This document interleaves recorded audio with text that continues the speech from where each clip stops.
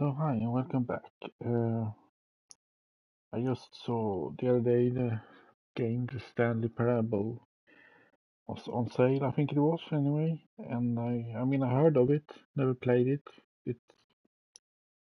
I don't know, it's something about the title that stuck with me. And when I saw it was came up in the store, I thought, yeah, let's give it a chance. And all I really know about it, it's about from I think it's 2011, 13 something. And some kind of a adventure game, first person. So we're just gonna start it up and see what it's like. So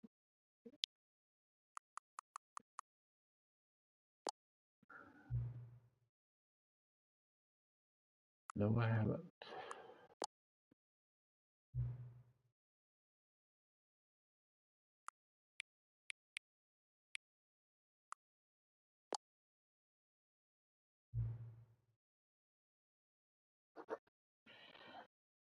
Let's see. My current time is it's just 12 o'clock, so that's 11. Um,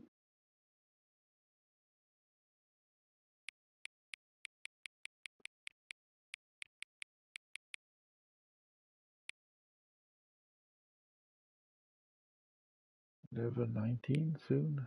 Oh,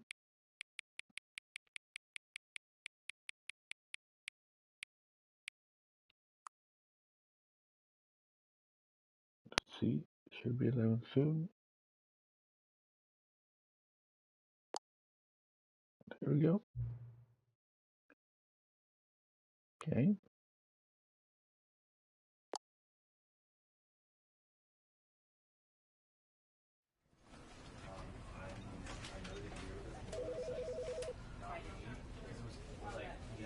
Okay. The Stanley Parable. Parable, maybe. Onto the Deluxe. So it's supposed to be some kind of extra, I don't know, what do you call it in this game, missions or something like that, and general, well, upgrade of the game. So let's check out the settings, field of view. I'm not sure it. I mean, leave it and see what you need to fix it. Yes, please, always do. Control vibration, yes. Subtitles, yeah. Usually.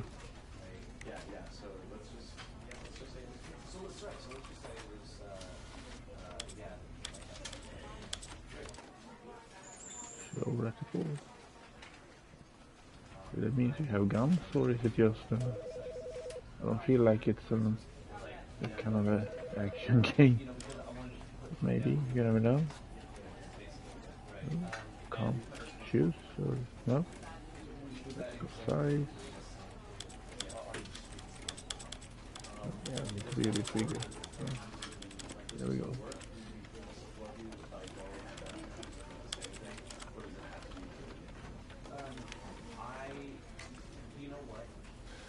Sensation top of the world tape.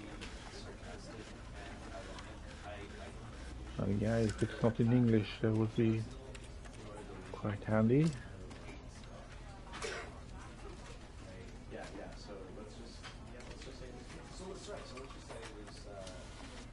Yes, content.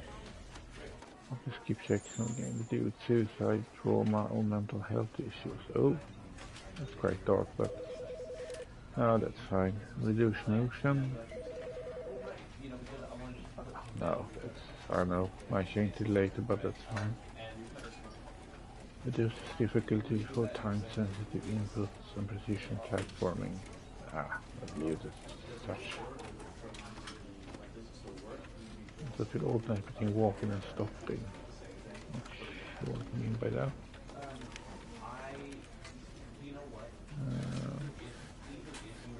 Yeah, I guess that's fine. Audio. Okay, now. Good for now. Crouch, pause, interact, look, and move. Simplified controls. How much more simplified could it be? Okay, Interact with... Okay. How is that more simple with more buttons?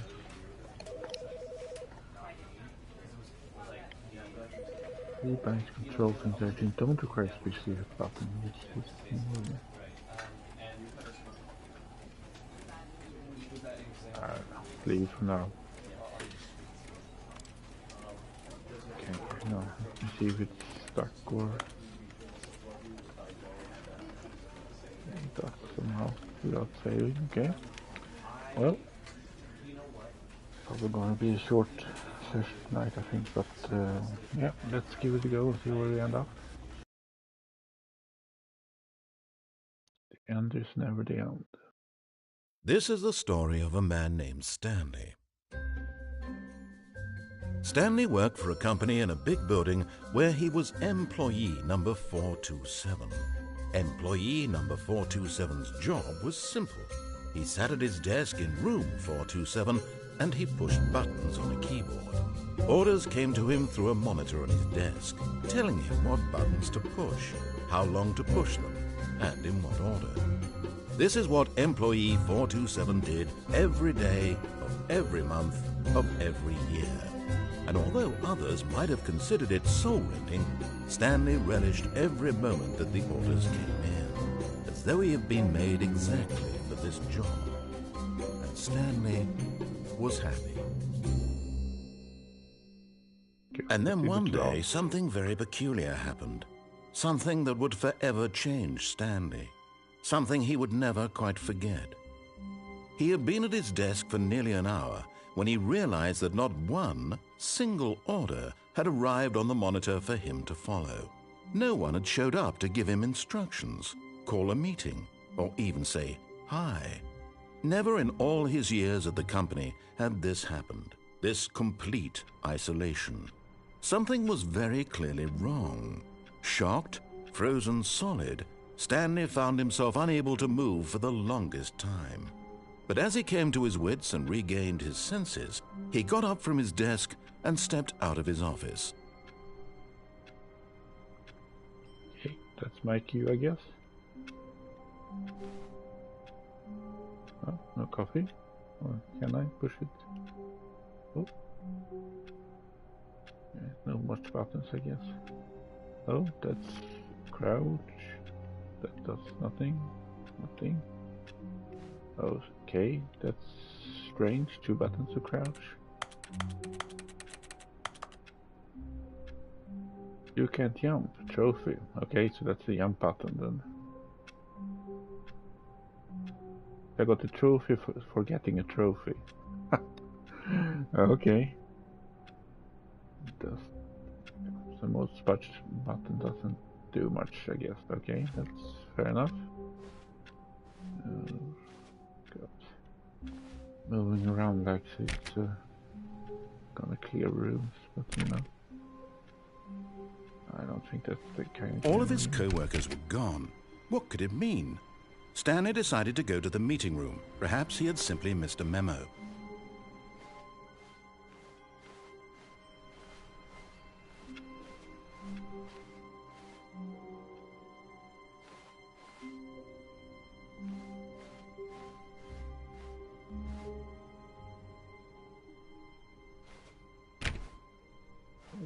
What's that?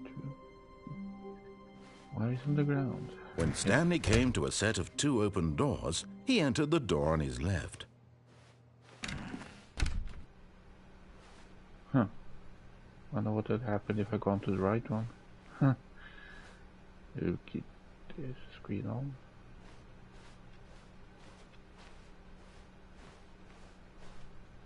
Yet there was not a single person here either. Feeling a wave of disbelief, Stanley decided to go up to his boss's office, hoping he might find an answer there.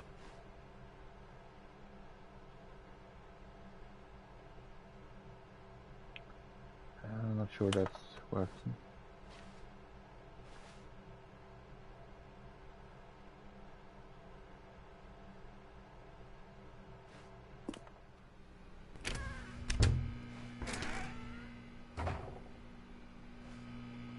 Stanley stepped into the broom closet, but there was nothing here, so he turned around and got back on track.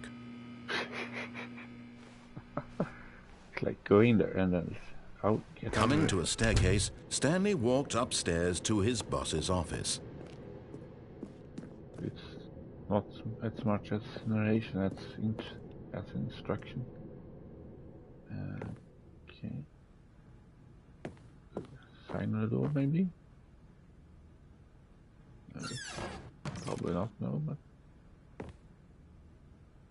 got a feeling money's for stealing. But something, of course, says... I don't know, can't read that.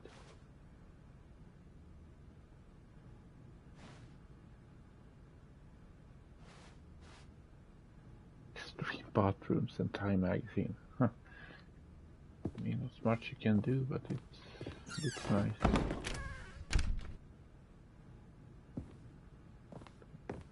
Kind of unnerving with all these doors closing behind you.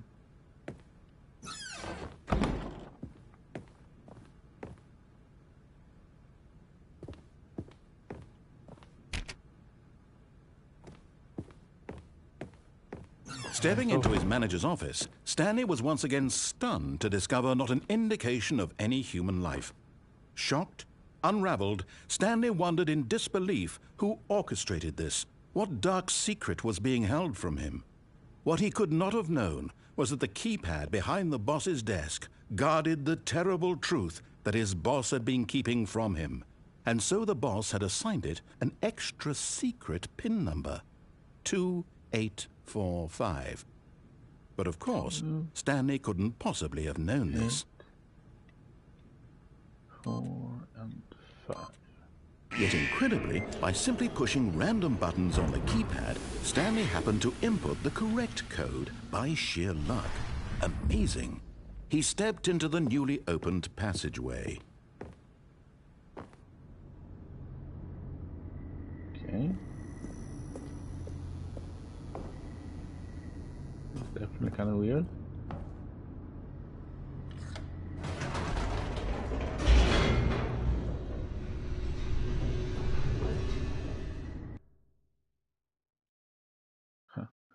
Descending deeper into the building, Stanley realized he felt a bit peculiar. It was a stirring of emotion in his chest, as though he felt more free to think for himself, to question the nature of his job. Why did he feel this now, when for years it had never occurred to him? This question would not go unanswered for long.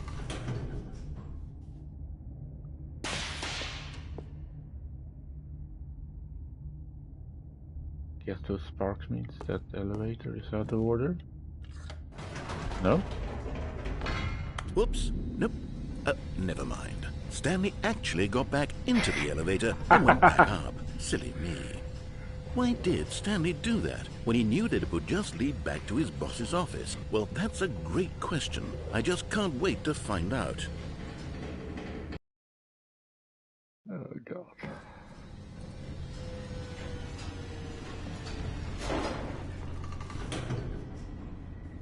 Okay, try again then, maybe? Oh, no, it's really broken or something.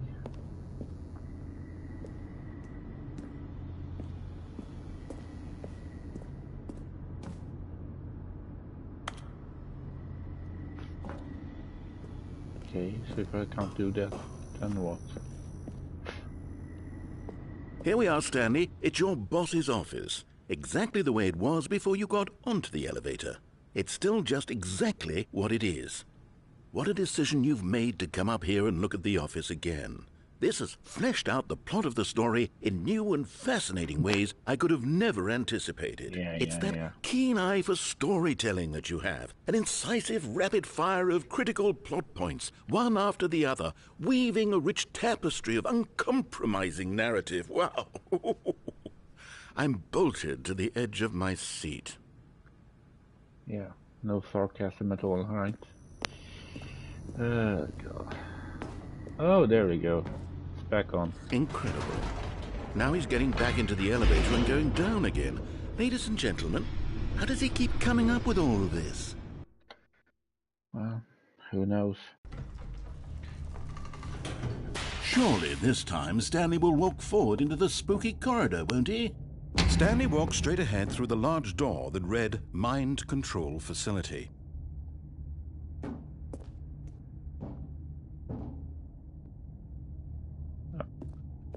Falling for that one again.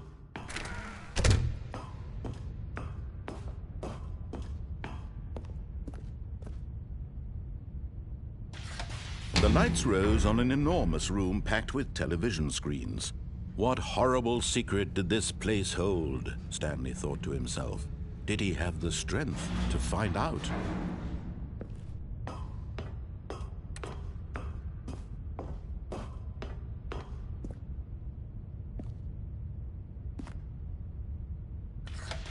Now the monitors jumped to life, their true nature revealed. Each bore the number of an employee in the building, Stanley's co-workers.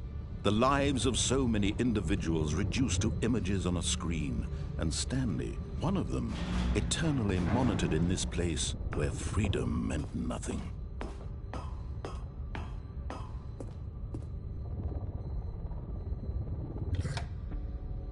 This mind control facility, it was too horrible to believe. It couldn't be true. Had Stanley really been under someone's control all this time? Was this the only reason he was happy with his boring job? That his emotions had been manipulated to accept it blindly? No, he refused to believe it. He couldn't accept it. His own life in someone else's control? Never! It was unthinkable, wasn't it? Was it even possible? Had he truly spent his entire life utterly blind to the world? But here was the proof, the heart of the operation.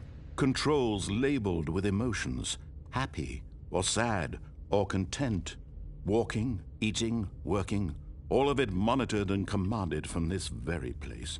And as the cold reality of his past began to sink in, Stanley decided that this machinery would never again exert its terrible power over another human life. For he would dismantle the controls once and for all. Okay.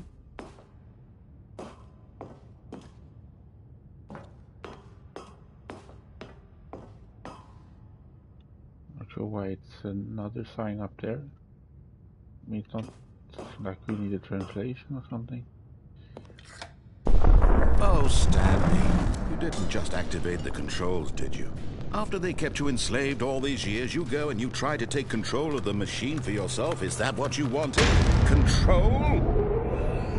Oh, Stanley, I applaud your effort, I really do. But you need to understand, there's only so much that machine can do. You were supposed to let it go, turn the controls off, and leave. If you want to throw my story off track, you're going to have to do much better than that. I'm afraid you don't have nearly the power you think you do. For example, and I believe you'll find this pertinent, Stanley suddenly realized he had just initiated the network's emergency detonation system. In the event that this machine is activated without proper DNA identification, nuclear detonators are said to explode, eliminating the entire complex. How long until detonation then? Let's say, 2 minutes. Ah, now this is making things a little more fun, isn't it, Stanley? It's your time to shine. You are the star. It's your story now. Shape it to your heart's desires. Oh, this is much better than what I had in mind. What a shame we have so little time left to enjoy it. Mere moments until the bomb goes off. But what precious moments each one of them is. More time to talk about you, about me, where we're going, what all this means. I barely know where to start. What's that? You'd like to know where your co-workers are? A moment of solace before you're obliterated? All right, I'm in a good mood. You're gonna die anyway. I'll tell you exactly what happened to them. I erased them. I turned off the machine. I set you free. Of course, that was merely in this instance of the story. Sometimes when I tell it, I simply let you sit there in your office forever, pushing buttons endlessly and then dying alone. Other times, I let the office sink into the ground, swallowing everyone inside, or I let it burn to a crisp. I have to say this, though, this version of events has been rather amusing. Watching you try to make sense of everything and take back the control wrested away from you, it's quite rich. I almost hate to see it go. But I'm sure whatever I come up with on the next go-around will be even better. My goodness, only 34 seconds left. But I'm enjoying this so much. You know what? To hell with it. I'm going to put some extra time on the clock, why not? These are precious additional seconds, Stanley. Time doesn't grow on trees. Oh dear me, what's the matter, Stanley? Is it that you have no idea where you're going or what you're supposed to be doing right now? More or Or did less, you just assume when you saw that timer that something in this room was capable of turning it off? I mean, look at you. Running from button to button, screen to screen, clicking on every little thing in this room. These numbered buttons, no, these colored ones. Or maybe this big red button, or this door. Everything, anything, something here will save me. Why would you think that, Stanley? That this video game can be beaten? Won? Solved? Do you have any idea what your purpose in this place is? Stanley, you're in for quite a disappointment. Yes. But here's a spoiler for you. That timer isn't a catalyst to keep the action moving along. It's just seconds ticking away to your death. You're only still playing instead of watching a cutscene because I want to watch you for every moment that you're powerless. To see you made humble. This is not a challenge. It's a tragedy. You wanted to control this world, that's fine. But I'm going to destroy it first, so you can't. Take a look at the clock, Stanley. That's 30 seconds you have left to struggle. 30 seconds until a big boom and then nothing. No ending here, just you being blown to pieces. Will you cling desperately to your frail life, or will you let it go peacefully? Another choice. Make it count, or don't. It's all the same to me, all a part of the joke. And believe me, I will be laughing at every second of your inevitable life from the moment we fade in until the moment I say, happily ever after. Okay.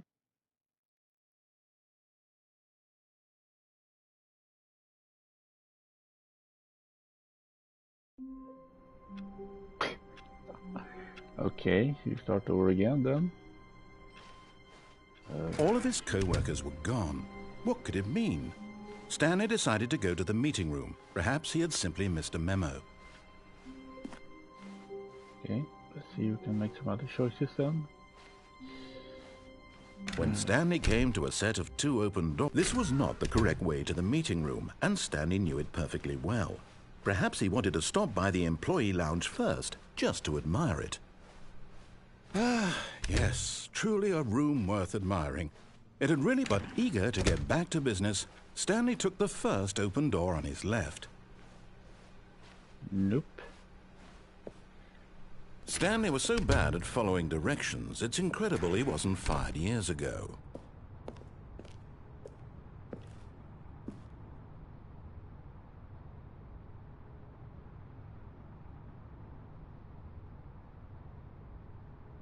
$5,000. Yeah. That's... Look, Stanley, I think perhaps we've gotten off on the wrong foot here. I'm not your enemy, really, I'm not. I realize that investing your trust in someone else can be difficult, but the fact is that the story has been about nothing but you all this time. There's someone you've been neglecting, Stanley. Someone you've forgotten about.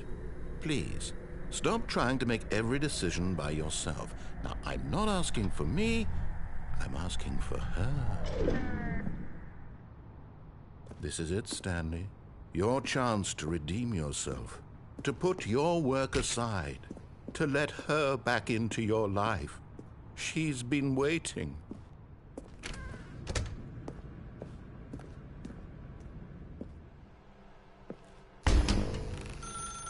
That's her, Stanley.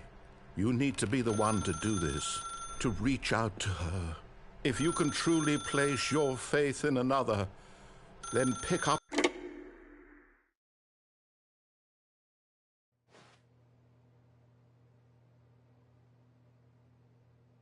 Oh, Stanley, is that you? be waiting. I'm just pulling the bread out of the oven. All right. Okay, there we go. All right, now, I want you to come in and tell me all about your day. Gotcha! Oh, come on. Did you actually think you had a loving wife who'd want to commit their life to you? I'm trying to make a point here, Stanley. I'm trying to get you to see something. Come inside. Let me show you what's really going on here. This is a very sad story about the death of a man named Stanley.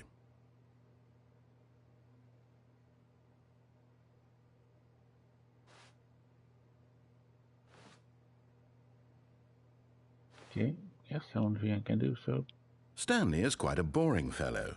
He has a job that demands nothing of him, and every button that he pushes is a reminder of the inconsequential nature of his existence. Look at him there, pushing buttons, doing exactly what he's told to do. Now he's pushing a button. Now he's eating lunch. Now he's going home. Now he's coming back to work. One might even feel sorry for him, except that he's chosen this life.